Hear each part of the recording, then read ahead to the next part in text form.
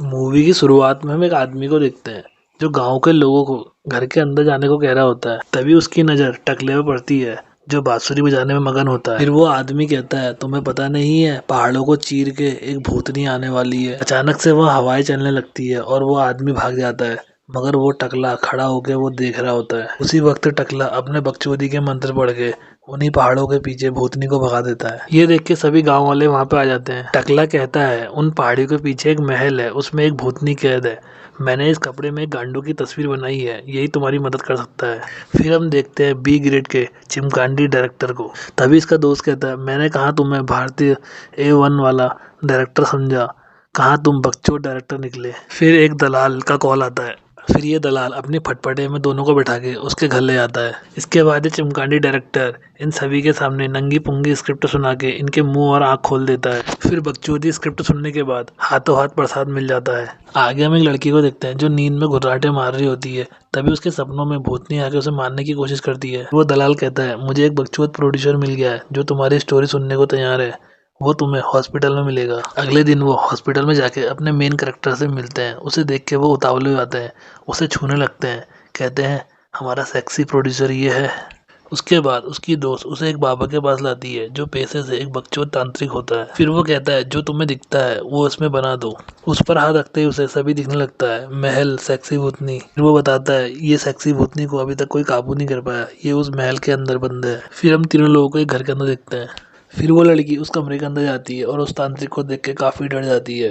वो भूतनी उस लड़की के अंदर आ जाती है। वो दोनों को उस लड़की को भूतनी के रूप में देख के उनकी फटके चार हो जाती है। फिर वो लड़की कहती है, मुझे एनाकोंडा पूरन जाना है, मुझे वहाँ ले चलो, नहीं तो मैं तुम्हारी फाड़ के रख दूंगी। अगले दिन वो एनाकोंडा पूरन के लिए निकल पड़ते हैं। फिर से वो लड़की पेड़ के नीचे बकचोदी मंत्र पढ़ने लगती है। इसके बाद वो तीनों लोग उस घने जंगल में उस महल को ढूंढने लगते हैं। फिर वो आदमी कहता है, यहाँ से चले जाओ, मैं तुम्हारी माल लूंगा इस जंगल में, किसी को पता भी नहीं चलेगा तुम्हारी चीखने की आवाज। काफी इधर उधर ढूंढने के बाद उस लड़की को महल मिल जाता है और वो उसके अंदर चली जाती है। अंदर जाते ही चिमगांडी की नजर एक भैंसे आदमी में पड़ती है जो पुतला बना होता है। उसके बाद वो लड़की अपनी खून की कुछ बूंदें उस ताबूत में गिराती है और बकचोदी मंत्र पढ़ने के बाद बेहोश हो जाती है। तभी चिमकांडी वहां पे आके उस लड़की को ले जाता है। उसके थोड़ी ही देर बाद वो आत्मा उस ताबूत में से आजाद हो जाती है। सभी इधर उधर भागने लगते हैं और काफी तेज हवाएं चलने लगती है। तभी उस तेज हवाओं के बीच में एक बाहुबली टकला अपनी बांसुरी की धुन बजाए जा रहा होता है। टकला उनसे कहता है,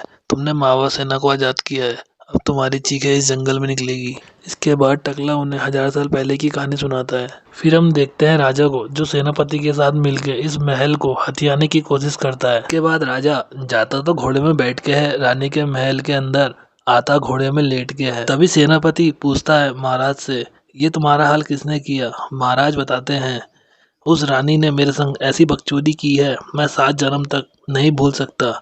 मेरी चीखें उस दीवारों में बंद हो चुकी। आगे हम रानी के बकचोद पिता को देखते हैं जो रानी से कहते हैं, तुम्हें इस महल से जाना होगा, अब यहाँ मैं राज करूंगा। ये सुनने के बाद रानी कहती है, ठरकी बुड्ढे, तू यहाँ से निकल जा, नहीं तो मैं तेरी बैंड बजा दूंगी, ज्यादा बकचोदी की तो मैं तेरे भी गुलछर्रे उड़ा दूंगी। तभी महाराज गुस्सा हो जाते हैं, सैनिकों से अपनी बेटी को मारने को कहते हैं। वो सारे सैनिकों को मार देती है और अपने पिता को भी। फिर रानी के महल में एक गायकार को भेजा जाता है। रानी उसका गाना सुन के काफी प्रसन्न हो जाती है और इसी मौके का फायदा उठा के रानी को बेहोश कर देते हैं और जिंदा ही ताबूत में बंद कर देते हैं। यहाँ पे टकला साधु कहता है, मुझे कुंवारी लड़की का खून चाहिए जिससे हम लोग रानी को मार सके। भीड़ में से एक बूढ़ी औरत आती है, कहती है मेरा खून ले लो। ये देख के सब चौंक जाते हैं। इसके बाद वो बूढ़ी औरत का खून लेके रानी के महल पहुंच जाता है। फिर रानी इसके सामने आके इसको बहुत पीटती है, इसकी चीखें उन दीवारों में कैद हो जाती है। इसके बाद रानी कहती है, मुझे रंग दे, मुझे रंग दे। वो खून से रंग देता है। यहाँ पर रानी को मुक्ति मिल जाती है। अभी सभी लोग जा रहे होते हैं। तभी टकला वहां रुक के आगे देखता है। भूतनी कहती है, पिक्चर अभी बाकी है मेरे टकले। मूवी में एक्सप्लेन करना अच्छा लगा हो तो प्लीज लाइक एंड सब्सक्राइब करें।